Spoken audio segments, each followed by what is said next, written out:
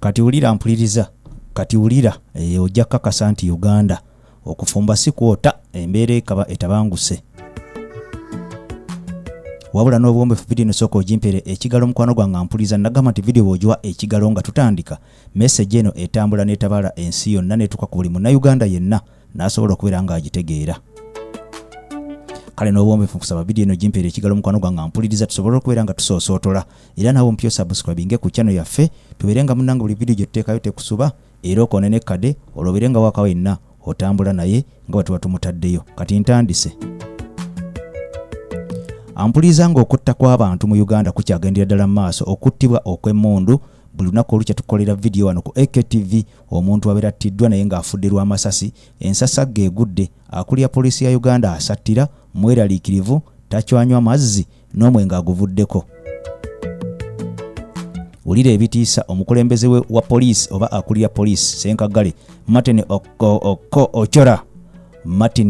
Ochora alangiridde bamugobye ku mwenge, bagumugobyeko bamugobedde ddala ku malwa. Omanyi mukwano gwange mpuliriza ono nga tannabakwera ng'afuuka IGP w'eggwanga Uganda oba poliisi ya Uganda yali awunzika amalwa mukwano gwange n'ensaka n'abeera ng'ajula kuzifuula. Naye kati wenjogerera essaawa zino abakugu bamugambye nti va ku malwa amalwa geesonyiwe agavuddeko. Kati ntandise mukwano gwange mpuliriza nga omukulu amanyiddwa nga Minister Ocheng, Minister eyakabeera nga akuwa amasasi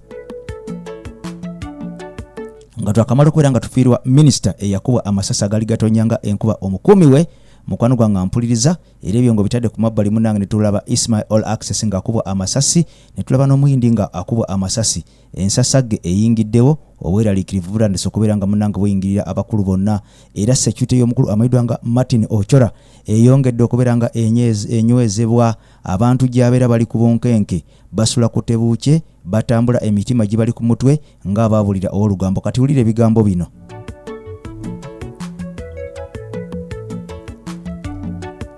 Jukira nti omwogezi wa poliisi y'ebidduka amanyiddwa nga Farida Nampiima yamaze okubeera nga alumbibwa abazigu babadde munana nga bambalidde ebijambiya n'ebiso wali eri ekabowa mukwano gwange mpuliriza era ogenda okakana nga omukuumi we attiddwa mu bukambwe obw'ekitalo ennyo Matiya Kintu. Wabula omukuumi we ono abadde musajja mukadde ddala nga ali myaka nga 7+. Ekyebuuzibwa lwaki omuntu ng'ono w'emyaka 7 bate bamuwummuza ne bateekawo abavubuka abatototo abasobola okubeera nga bakuuma amaka g'omukyalo ono. Omukuumi ono yabadde ali myaka 7+ amanyiddwa nga Matiya Kintu eyattibwa era bano abasajja ne bakulita n'ebintu ebibalirirwa miliyoni 9 nga kuliko TV nga kuliko amasimu ag'omu ngalo n'ebintu ebirala ne ssente enkalo emitwalo 3 mukwano gwange mpuliriza. Kakati nno bino byonna okubeera nga bibeerawo kakati security y'omukulu ono amanyiddwa nga Martin Ochora mukwano gwange mpuliriza yeeyongeddemu amaanyi, bayongedde okubeera nga basattira era ggwa atambulira ku kkubo lya Jinja Road. Wulira ebigambo bino nga sibimenyamu nga sibirumamu osobola okubeera nti omanya nti essaawa yonna wandikubwa essasi oba amasasi naawe n'oserengeta ekaganga. Omukulu amanyiddwa nga Martin Ochora ono nga yakulira poliisi oba IGP w'eggwanga Uganda mukwano gwange mpuliriza security yakyusiddwa. Jukira nti ono abeera Kakajjo zone wali eri ebweyogerera okwata ku Jinja Road ate nga mukwano gwange mpuliriza ono akolera wali eri enaggulu era luguudo lwe lumu Jinja Road awete wali eri enakawa n'ayambuka gy'akolera. Kakati no munnange kigambibwa nti omukulu ono emmotoka ezimutambulirako zeeyongedde okubeera nga nnyingi. Ono yafunye emmotoka entono bajja bita fungua barabara yeekulembera mu maaso akamotoka ako akatono kafungua barabara ke kakulembera era nga kagenda kakaaba obudde nga kuliko n'ebitaala ebyaka. Kuno gattako pikipiki ate zikabeera mu maaso pikipiki 3 era nga pikipiki zino bazitaddeko abasajja nga nabo bonna balidde emigemera wala be bakulembera mu maaso pikipiki 3 nga kuliko n'akamotoka akatono mukwano gwange aka poliisi kafungua barabara. Kakati nno kuno ne kuddako emmotoka y'omubede yennyini Land Cruiser nga agirimu bulungi nnyo ate nga mulimu n'abakuumi. Kati bw'oba kweyo emmotoka alina police patrol cars emmotoka endala 2 zimutambulira mu mbiriizi eno n'eno ne patrol endala emu ebeera mabega. Kakati nno omukulu ono atambulira mu makkati oluvannyuma lw'okwekengera nti naye munnange essaawa yonna yandituusibwako obulabe. Security yayongedde okubeera nga enyeezebwa era eri gguluggulu era mukwano gwange mpuliriza njagala obeere ng'otegeera ebigambo bino gwe avuga emmotoka ya buyonjo gwe avuga bodaboda naawe munnange atambula ebibyo. Omukulu ono bw'olaba nga zze ng'olengedde emmotoka ze nga zizze va mu kkubo abasajja bakambwe nnyo va mukubo abasajja bakambwe nnyo era totawaana okubeera nga ogoberera olwokuba odduka jam nti omukulu engeri gye yakayitawo nange kamugoberere bagenda kukuba amasasi. Omukulu yeekengedde era kusinziira ku mawulire ageesigika omukulu ono Martin Ochola ewuwe security yeeyongedde nnyo okubeera nga enywezebwa ya muzinzi nnyo. Abadde alina kamera 2 mu maka ge wabula kamera zino 2 bayongeddeko kamera endala 3 ampuliriza zino nga zigenda kubeera nga zitunulidde mu luguudo kossa emabbali eno ani avaayo kati ze kamera 5 toto ezayongeddwa mu maka g'omukulu eziri ebweru ow'ekikomera zino nga tezirina mu nnyumba oba ku nju wabula nga ziri bweru zimonitaringa bikwata bweru byebweru byokka. Ng'oggyeko ekyo omukulu ono mukwano gwange kasaziwera ssaawa 3 ez'ekiro ewuwe tomala gasaalimbirawo era totawaana kubeera nga okonkona tokyaggulirwa okujjako ng'olina appointment gweka gwaggulirwa ampuliriza.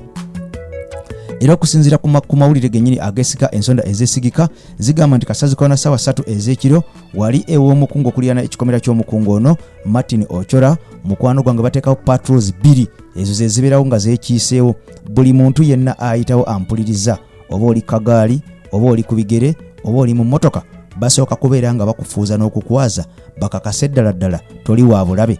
Kasaziko na ssaawa 3 ez'ekiro weetegeka okuyita okumpi ne munaye n'amaka g'omukulu bagenda kubeera nga bakufunguwa bagenda kubeera nga bakukyambuwa bagenda kubeera nga bakukebera okuyitawo kubanga patrols 2 ziba za parkinzewo dda ez'amasirikale aba police era nga bonna bambadde emigemera wala era ng'omulimu ogubaleese kubeera nga bacekinga ani ayita okumpi n'omukulu. Tolina buzibu bwonna tolina bulabe bwonna gw'oleese kubeera nga munnange oyita ew'omukulu. Kakati no munnange olina okubeera nga omanya gwe munnayuganda nti embeera egayegaye abakungu olaba nga munnange bongeza security okutuukira ddala awo weebuuze nze omuntu wa bulijjo ngenda kukola ntya kubanga gwe tolina yadde akasala akakuuma. Eyo ye Uganda mwoli mwotadde abaana bo musuubira n'okubeera n'abazzukulu mukwano gwange ampuliriza. Nzize kukolera obutambi ku AKTV wano obw'enjawulo mukwano gwange ampuliriza obw'enjawulo nga bukwatagana ku bakungu bano munnange n'abantu abamu abazenga battibwa mu ggwanga Uganda olw'ekyeyonoonere bangi abafa naye nga kye balina okubeera nga bakulu bano batereeza. Nze ngamba nti embeera yokka yina okubeera nga eteerera mu ggwanga Uganda wadde bateekawo security eri yaggulugulu omuntu oba wakufa era ofa tosobola kubeera nga ogaana okufa kuba bangi tubalabye nga bafudde n'atazuukuka n'atava mu buliri bwe n'atazuukuka ne baga nti yafidde mu kwebaka. Bangi tubalabye nti ennyonyi yagudde bangi tubalabye nti accident immotoka yagudde ne yeevuunika kale okufa kyekisinga okubeera nga munange buli muntu akifuna. Kakati okusinziira ku mawulire ageesigika ensonda ezeesigika amawulire gategeeza nti omukulu ono amalwa akiyitibwa nga amalwa ono yali awomerwa nnyo amalwa nga tanaba kubeera nga afuuka IGP w'eggwanga Uganda oba polisi ya Uganda yali awomerwa nnyo amalwa era ng'atula ne banne munnange ne bagawuuta ne bagawomerwa ku nsaka.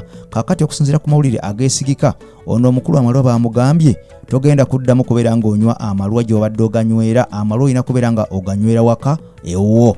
Era kakati bano balonze dda n'omukyala oyo n'akeberwa agenda ng'okubeera nga asaavinga omwami Ochola amalwa ge agenda ganywanga bwomu ensaka agenda gituulangako bwomu yeewunike musajja watunga agiriko bwomu ensaka y'omu nga tenywebwa ensaka ey'omu ogimanyi agenda kugeewunikangako musajja atubwomu naye ng'omukyala ono yagenda nga kusooka okubeera nga agakebera okumanya nti noba matuufu ba si matuufu olwo omukulu asooka abeere nga aganywa naye nga munnange ekyokubeera nga kiri eri mu kasubi eri ewaggulu ewa Naalongo ewa mukyala Bulaka mukyala Brown ebyo babisazizza mu bamugambye totawaana togenda kubeera nga obiddamu agamala munnange ag'ekirindi ag'ekinyumu baagamuggyeeko ddaddadda kati alina kubeera nga munnange amalwa aganywerawo ewaka wokka mu kikomera kye ng'ate agaliko yekka mpozi muno omuntu oyo gwaba asiimye okubeera nga atula naye okubeera nga amuyita aganywe naye. Kakati n'okusinziira ku mukulu ayogerera polisi y'eggwanga Uganda Fred Enanga mu bigambo byakakasanaga nti security ey'omukulu ebadde yeetaagisa okubeera nga eri ggulugulu si mu biseera bino byokka wabula security ey'omukungu omubede akulira polisi erina okubeera nga nnene eva ng'eri ggulugulu kyova olaba nga munnange mulaba konvoyi ezo ennene nga zitambula naye era omukulu alina okubeera nga akumibwa butiribiri si lwakuba nti waliwo okutya oba waliwo okwekengera wabula kino kyasalwa busalwa nti omukulu omubede alina okubeera nga akumibwa butiribiri munnange asobole okubeera nga obulamu bwe tebuli mu matigga yadde okubeera nga butiisibwatiisibwa. Kale no munnange gwali ku Jinja Road bw'olaba nga konvoyi y'omukulu ezze weesege nga bukyali kubanga abasajja baatidde dda abasajja bagamba nti munnange jukira Felix Kawesi ono yali IGP yakubwa amasasi nattibwa n'omukuumi we nattibwa ne dereeva we. Kakati n'okuva bino byatuukawo oba oliawo ne IGP aliko essaawa zino yeeraliikirya agamba tomanya kalina abiri otega kalaba ekijjomanyi kinyaga bitono kakati ye asazeewo security n'aginywereza ddala ggulugulu ng'ebyatuka ku mugenzi Kaweesi tebinaba kubeera nga bimutukako. Kati nze Eke Master okubeera nga mbaddewo okuteekako galubindi n'okubeera nga nkubira tochi mu nsonga nga zino mukwano gwange mpuliriza tubeere nga tuzitangaala okubeera nga naawe ozimanya. Kati nze nyinyuse Mukama Katonda atakumira mpeera ku nkuumire era Ssaabasajja Kabaka awangaale abeere nga alamula Obuganda awangaale emyaka kafunya. Bye bye.